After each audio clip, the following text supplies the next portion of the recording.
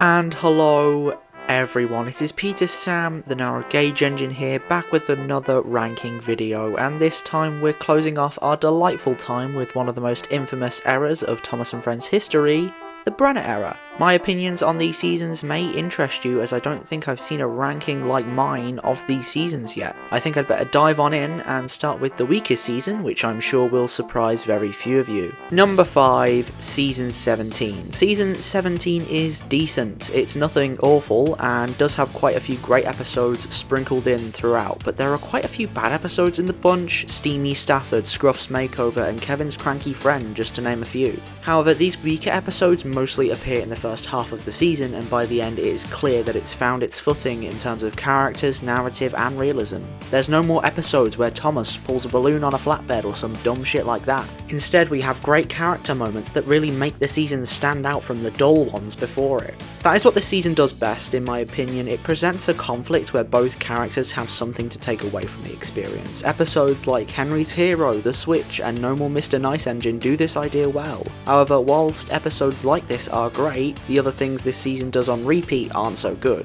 Stuff like reused morals, such as the one where an engine learns a weakness can be a strength. There are at least 3 episodes that do this by my recall, and it can get quite annoying. Also, the team love using Ulfstead Castle as a location for a lot of the episodes, which isn't bad if it's at all integral to the plot, like in The Switch or The Afternoon Tea Express, but then you've got episodes like The Lost Puff or Percy's Lucky Day, which really didn't need to use it. I just feel like opportunities to see any other locations were missed because Ulfstead Castle was the exciting new location in the special that year, and they wanted to promote King of the Railway as much as possible. I of course would prefer this to them just ignoring it altogether, but I really just did get sick of seeing the place after a while. However, I love that there are loads of characters that get episodes. The storytelling is quite fun and refreshing, and it feels more like Thomas & Friends than anything past Season 7. After 10 years, we've finally gotten a season that did some things right, and I have a lot of love for it because of that. Unfortunately though, it just didn't compare to the other seasons it's bundled with.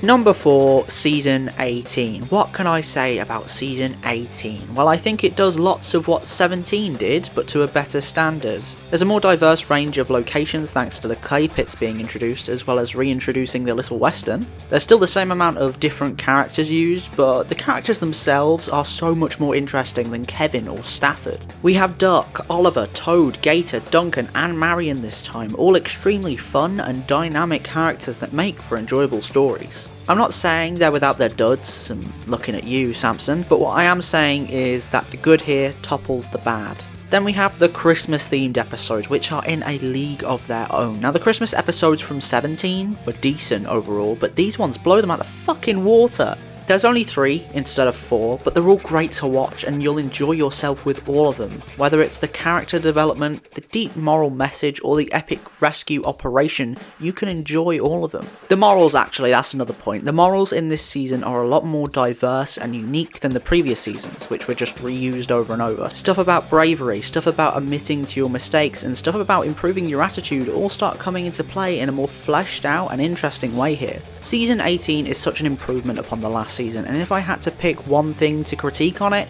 it'd be James. He's so unlikable in this season, and I despise him to no end. He's over the top cocky and very bigoted, but that is one blemish upon this mostly pretty good report, and is why this season beats out 17. But unfortunately misses out on getting higher because what comes up next is really impressive. Nevertheless, this season is one you'll have a good time with if you choose to watch it, which I recommend you do.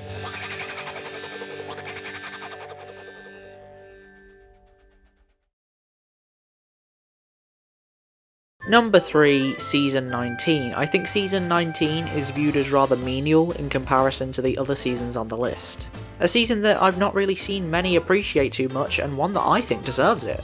I think what the season does that the previous seasons don't do, or don't do well, is comedy. Don't get me wrong, the comedy's not always amazing here, but it's way funnier than any of the other stuff we've seen so far. Two Wheels Good, Diesel's Ghostly Christmas, and of course The Beast of Sodor all have fun types of humour in them that I enjoyed thoroughly. Whether it be misfortune, puns, or just the batshit insane, I had a great time with most of the sequences that were trying to be funny. Not only that, but this season did a lot with character development. It utilised characters that weren't looked at before by the writers and put them as the stars of the episodes. Snow Place Like Like Home, Den and Dart, and Rocky Rescue put forward these characters, and for better or worse, I still had to respect that they did that. Of course, the season isn't without its stinkers and its bad parts. Thomas is so shoehorned into this season, and I think unlike with the previous seasons, it's more noticeable now because the writers were doing things with the characters they hadn't used before. Not only that, but he stars in way too many episodes in this season in my opinion. Who's Jeffrey, The Other Side of the Mountain, and Helping Hero, as well as many others, all see Thomas doing things that are either stupid, dull, or things that other engines could be doing instead. Like Gordon have the lead role in an episode. What about Edward? Porter's not gotten one yet, and he's been around for a while.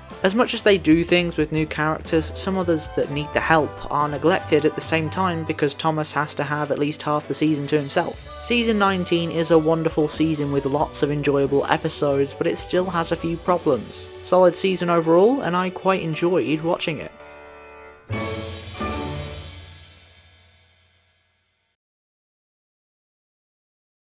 Okay, so we are at the final two. I hope you've all enjoyed this little ranking series this year, and be sure to hit that subscribe button down below for more content like this. Pretty soon I'll be covering every single Railway series story and ranking them all in a massive two-parter, as well as ranking all of the episodes from Tugs. But until then, I'd better reveal which one is the runner-up and which one is the victor.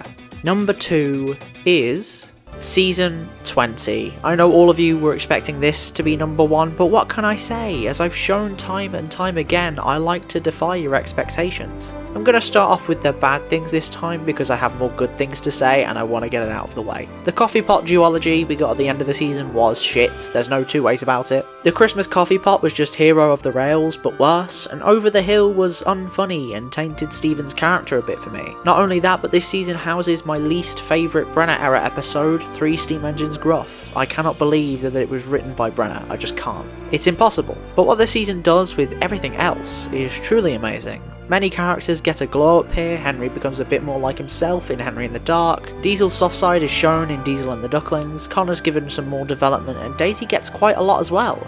All amazing characters are given the spotlight, and that's so good to see. As well as this, we have new characters like the Arlesdale engines, Skiff, Judy and Jerome, and Hugo, who all feel like characters who have depth and personality, which is also great to see. Even Ryan gets a more distinguishable personality after Legend of the Lost Treasure, being this kind character who's rather a pushover. We all have our own reasons why we love Season 20, and I think that's why it can be considered one of the best Thomas and Friends seasons of all time. In an age where most would consider the show dead, I don't think many can argue this didn't revive it just a little bit. Also, Bill and Ben don't torment Timothy in this season, so that helps. But on to my number 1 pick.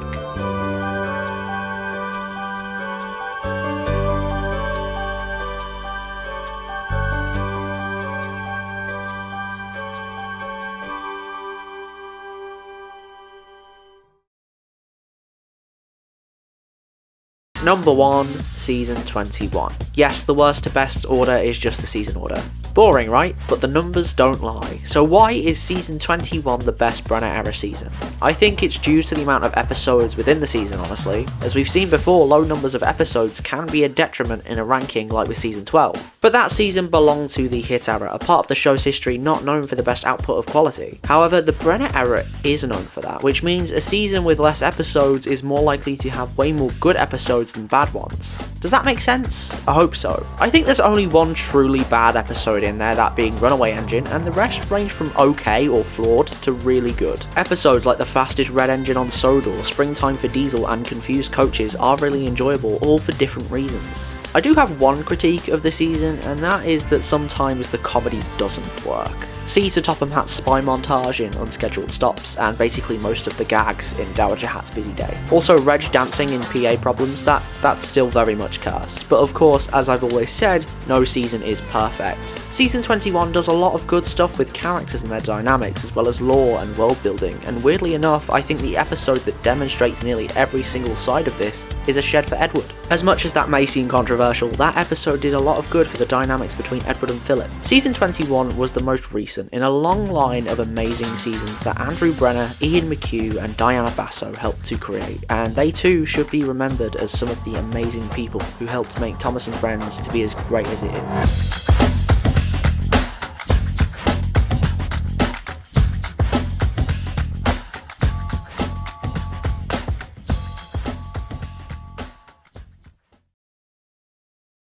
So that's it, the Brenner Era is done with now, and I can finally start work on other things with the channel, namely the much anticipated second season of Locomotives that I know some of you are looking forward to. However, if that's not your thing, there's always my next big long haul style video ranking every railway series story, where I delve deep into my opinions on every story made as a part of the ever popular railway series before doing a big list of every story ranked from worst to best. That one's most likely going to end up being a two-parter, and then of course, there's also my ranking of all the Tugs episodes to look forward to, coming near the end of the year, so be on the lookout for all of those videos hitting your subscription boxes soon. My name is Peter Sam, and this has been the Brenner Era Seasons Ranked.